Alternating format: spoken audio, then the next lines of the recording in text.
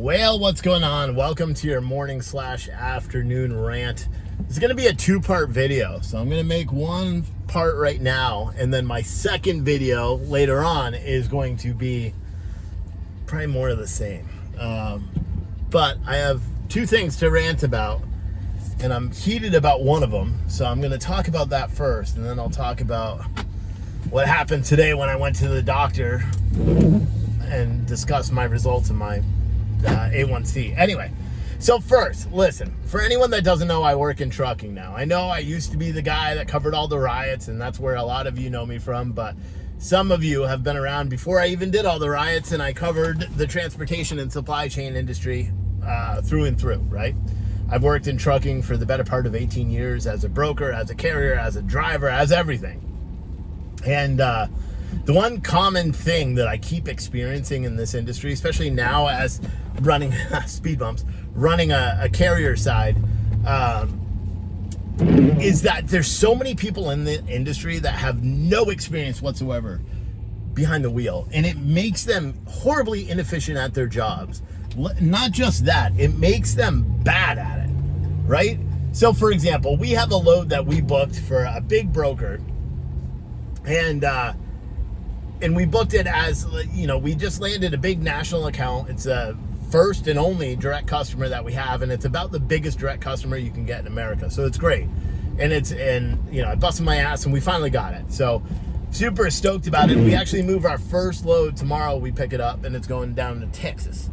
And so I booked a load for our one driver to go pick up this load.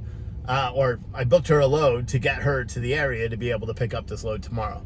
So, and this load was essentially going from Ohio down to South Carolina. The problem I have is that the brokers don't understand hours of service. So when we booked this load this morning, we booked on the premise, and let me give some explanation on how this works, right? So you have freight brokers. Freight brokers are the middlemen. They're the ones that go out and get the shippers off more often than not. And then hire carriers to haul that, because a lot of times carriers don't have the resources or the staffing or the people or the knowledge on how to go out and get their own direct shippers. So these freight brokers that's literally what they do. And then they take a little percentage of the profit. There's a whole big conspiracy theory, thing going on about freight broker transparency. I'm not getting into any of that right now. But oftentimes these brokers do not have behind the wheel experience, so they don't understand hours of service. Besides, like when they're training, they may get like a 20-minute course, a crash course on hours of service. Like, oh yeah, a driver's allowed to drive for 11 hours a day. They have a 14-hour shift clock, which is made up of on-duty and off-duty time, or on-duty and, well, it's on-duty, off-duty, and drive time. It's all the time. And the problem with these guys, when you only do about 20 minutes, is they don't understand the fundamentals of this run, right? So I booked this load delivering tomorrow morning at 9 o'clock in the morning. It picks up 589 miles away in Ohio. My driver and I booked this yesterday. So my driver made a delivery this morning. She was delayed at the shipper. When a driver is getting offloaded at a receiver or loading at a shipper, they must be on duty, which counts as their driving clock. A driver is only allowed to have 14 hours on-duty time before they're mandated by the government to do a 10-hour rest break. That includes drive time, off-duty, waiting at a shipper, waiting at a delivery, or loading, or fueling, any of that. The problem is that we were delayed at our delivery. She got unloaded in just under 2 hours. She then drove the 70 miles to the next pickup, and then they took 2 hours to load her. So by anyone's account, she lost essentially 5 hours of drive time. It was like 5.5 hours of drive time and another 2 hours of on-duty time, because you also have your pre-trips and everything you have to do, which has to be logged as on-duty when you're doing your pre-trips. So she ends up getting loaded. They took 2 hours there in Ohio to load her. She ends up getting loaded and then looks at her shift clock and realizes she only has 5.5 hours to drive, but she has a 10-hour drive ahead of her to get to the delivery by 9 o'clock tomorrow morning. So prior to her even getting loaded, I called the broker and I let them know, hey, on-time delivery is going to be almost impossible at this point, because even if she drives right now for 5.5 hours, stops, does a 10-hour reset, her ETA to get there is approximately like 8:58. And that doesn't take into account any rain, any bad weather, any traffic, or anything like that. Now, the problem is the broker's like, is this an hours of service issue? You don't understand hours of service. Why would you book this load if you didn't have the hours to run it? Because they don't understand the driver must be on duty while they're getting loaded. Now, if you're a little independent owner operator or something, you could do whatever you got to do to be able to assure it. We're not. We're a fleet. And we get targeted by DOT all the time. So we must do everything the way we're supposed to. So our drivers have to be on duty while they're getting offloaded, or unloaded or unloaded. It's part of the requirements, right? Because that's truly the way the FMCSA words it. Unless you're free to leave, unless you are done, your work is done, you must be on duty. So she had to be on duty the whole time. So I then go into a detailed explanation with this carrier sales rep. Now, mind you, the carrier sales rep at these big brokerages, this dude's chill as shit. He'll probably watch this video. I apologize. That's why I'm not saying your name or the company name. He's a really good dude. But the problem is a lot of the sales reps that work at these big companies, they don't know anything about the industry except how to go and cold call people and get business. And then they act like they do. And that's the biggest problem. So I'm explaining and getting mad at the carrier sales rep, although I know it's not his fault, and I'm trying to be like cool and calm, but I've dealt with him for months now, so he knows who I am and my personality. But I end up talking to him about it and explaining that I'm going to call the executive staff at this big broker, and I'm going to try to get them to let me to come in and do an hours of service training for all their sales reps so they don't keep doing this, because it continues to happen.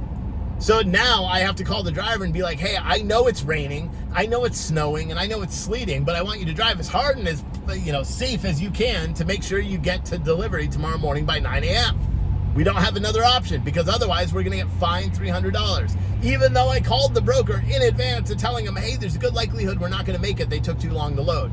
The sales rep was like, oh, well, they should allot for 2 hours for pickup and delivery. Okay, well, even if you do that, they are not doing it. Or what the better part of this is, maybe it was a team run and they found us as a solo owner or a solo driver. We'll run the load. We're not getting team money for it, but maybe they were trying to squeeze it by and they charge your customer team money, and that's why there's a huge fine if you don't deliver on time. I don't know. It's just so silly. In this industry, there's so many people. Like, the loudest voices in transportation don't even work in it. Isn't that crazy? Like, all these people that are going on about freight transparency and all that, they don't even work in it. They don't have CDLs. They only, what they do is they run trade organizations, and trade organization after trade organization, because they can't have a different one because they got fined by the FTC for the tune of a couple of $1 million for defrauding owner operators. That's one of the loudmouth buttholes out there. But a lot of people don't know what it actually takes to operate a truck. They don't know what a driver goes through on the road. They don't understand any of that stuff. And it comes off as decent. Like, here's another example, right? This just happened this weekend with one of our owner ops with the other company. The owner op went, picked up a load. There were supposed to be 3 POs. They gave all 3 POs. The customer says, well, there's only one of these POs ready. So they loaded them with that one PO. So the owner op does what he's supposed to and then calls the broker and says, hey, they only loaded me with 1 PO. They tell him he has to wait there until they figure it out. He finally gets the approval to leave, but then they tell him he has to go back, right? So he had to go back, the round trip that he basically lost 370 miles. And then he had to sit, because when he went back there, guess what? They were closed. So he had to wait until the next day, and then he ended up waiting about 8 hours for them to, guess what? Say they don't have the other loads. And then the broker says, okay, you're good to go. And then he gets to the delivery, and the driver says, hey, I want an extra $1,000 for my time. For one, I went out of route 370 miles. I want a layover rate, and plus I waited 8 hours on the dock. My rate is $650 a day. Owner ops can choose whatever they want for their rate. So he says, I want $650 a day. This isn't fair. I agree with him. It's not fair. So the broker says, well, we'll give you a $150 layover. They don't understand, and it happens all the time. A big 3-letter broker that we work with as well did a claim $500 per missed appointment. They took 8 hours to load the driver. And they said, well, it's his responsibility to make on-time delivery. He can't. And this broker is so big, you can't do shit about it. We ended up having to eat the $1,000 payment because it really wasn't the driver's fault. And the broker is just basically said, hey, I don't care that it doesn't seem right. This is the contract you agreed to. We can't take into account whether the shipper is going to take 8 hours to load a truck. They don't care about that though. To them, and you know what? And I don't even believe their customer charged them the money. I think they pocketed it. That's my belief in that certain instance, because they're a huge broker that everybody knows about that works in transportation, that has a reputation for being sleazy and ripping people off left and right. And all of you guys probably know who that broker is. But there's so many different things about the transportation industry that nobody understands, which is crazy. You would think everybody would understand transportation and trucking. Why? Because it's the backbone of America. Every single thing, this truck, everything in this truck, all the clothes I'm wearing, everything in the world at some point was on the back of a truck. Think about it. Whether it's raw materials, everything at some point traveled, at some point in its supply chain life was in the back of a truck. But so many people are, they don't understand it. And I think part of the reason why, and part of the people that are responsible for the stigma around trucking are the truck drivers themselves. Because a lot of truckers come off as a-holes, and maybe it's just the constant abuse of being a truck driver. And maybe it's a constant feeling like you're getting shafted, as truck drivers always do. I hate this intersection. I don't know why I went this way. My office is literally right there. Literally, that's the building of my office. But I was at home and now I'm going to the gym because my sugar is spiking because I'm all aggravated. And now I'm waiting at this intersection and I don't know why I went this way. I think it's because I was so pissed off. Because my gym is down that road quite a ways, but I could have went the next exit, which I wouldn't have sat in this light. I could have went the next exit and went that way, or I could have went the next exit and been on the same street as my gym. But no, I got off this way, forgetting where I was going. And I can't show you because it doesn't allow me to switch the camera. But there's even though I'm trying to turn left here, there's 50 cars waiting to turn left against it, and they don't let us in. I don't know why I did this. This is so stupid. And I can't even pull a crazy Yui. And I can't run that way because if I run that way, I'm going to pop my tire. Fuck, I'm so mad. I'm about to break the freaking law, dude. I'm about to break the law. Come on, bro. Go, bro. He went, but now I have to wait. And now there's cars coming this way, so I can't even go. And the problem is I have no weight in the back of my truck. So my tires, I can't even step on it, because if I step on it, then my tires are just going to spin. I like having a truck, but I want a Porsche Panamera. That's really what I want. I probably won't ever get one, but that's what I want. It's been my dream car forever. Porsche Panamera. Not a new one either, a used one. Those are the ones that I like.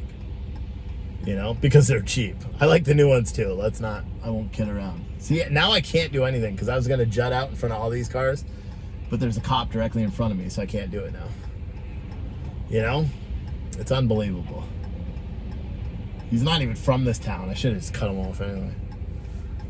Oh my God, this is the longest intersection ever. And most people gave up already and went that way. But, see, now I have an opening here, but I can't go because there's a whole pile of cars here. When I come this way, I always let cars in because I'm not an a-hole like these people. Come on, dude. I'm not waiting anymore for fuckers. That's how you get. That's how you do it. So yeah, but like I said, my tires did spin. I don't know, dude. Transportation industry is so crazy. It's just a crazy thing. It's just a crazy industry. I know that, fella. I know that's right. Oh my gosh. Anyway, that's been your one rant of the day. So I'll upload this one in a little bit. I'm also going to record after I get done at the gym and coming back. I'll probably be all sweaty, but whatever. I'll let you guys know what happened with my diabetes diagnosis. Newsflash, it's much better for me, but they are not letting me off the meds, which is, I don't understand. I did convince them to lower the dose, but yeah, we'll explain all that in the very next video. So if you haven't watched that, if you're watching this one before that one, well, stay tuned for that one. And if you're watching that one before this one, well, come back and watch this because this was good. I was riled up. I should call this one Morning Mega Rant, even though it's not even morning anymore. It's the afternoon. Maybe I will. That way you guys will be like, Steve's back. Anyway, please make sure you leave comments on these videos. If you're watching on YouTube, it's incredibly important for you to leave comments. One, YouTube screwed up and they monetized my videos, and I'm going to get them to keep monetizing them by trying not to curse and being offensive. Right. But secondly, it just helps engagement. It allows more people to see the videos. So if you want to have me rant about something, or you want a question about trucking, or you have a question about something, give me a call. You want to know how to make your trucking company profitable? Well, guess what? That's literally what I do for a job. But yeah. All right. See you guys next time.